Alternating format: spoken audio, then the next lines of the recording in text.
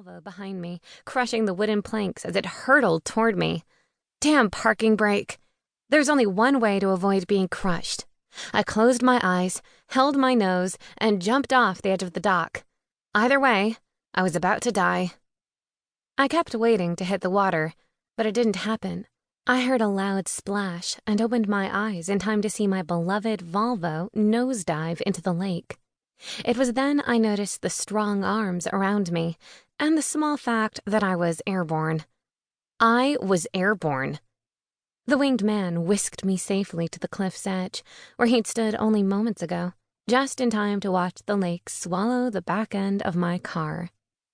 I stared into the winged man's beautiful face, uncertain what to say.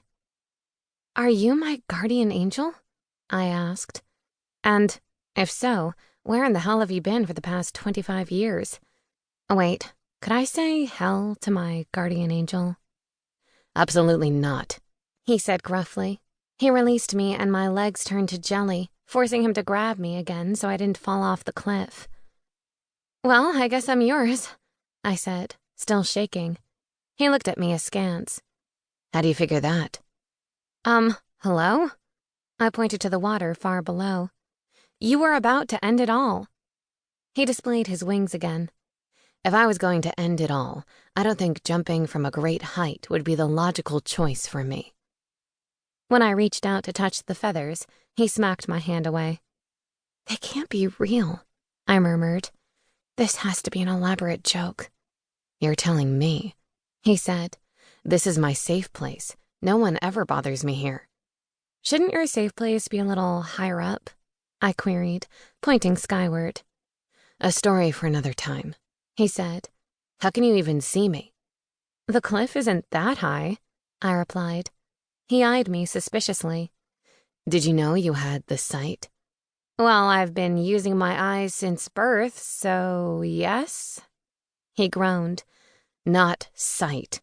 The sight. The third eye, piercing the veil." He poked the spot on my forehead between my eyes. "It's a particular human gift that allows them to see through supernatural glamours and such. Ring any bells?" I shook my head. Being this close to him on a clifftop was making me nervous. "If you just drop me back on the shore of the lake, I'll see what I can do about my car. Never mind that my phone and handbag were in the bottom of the lake, along with my car." He pressed his lips together. "Can't do it, I'm afraid." "Sure you can. Just spread those wings of yours and fly me over." His expression clouded over. "No, I can't. The dock's been destroyed thanks to your monster on wheels, and the boundary's in the middle of the lake. If you'd been any closer to the shore, I wouldn't have been able to help you."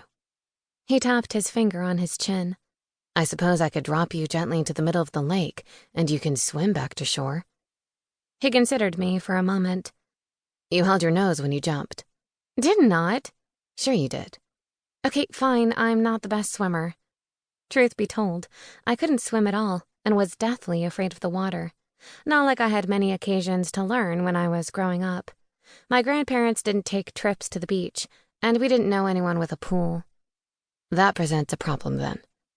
"Why does it matter about the dock? Just drop me on the other side of the lake.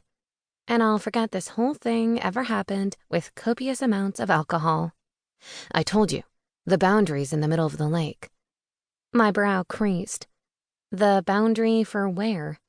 "For the town where I live. Spellbound." "Your town is called Spellbound?" I'd never heard of a town with that name. Certainly not in Pennsylvania. "Don't give me that look. I didn't name it." He held up a finger. "I know. I'll take you to the forest border.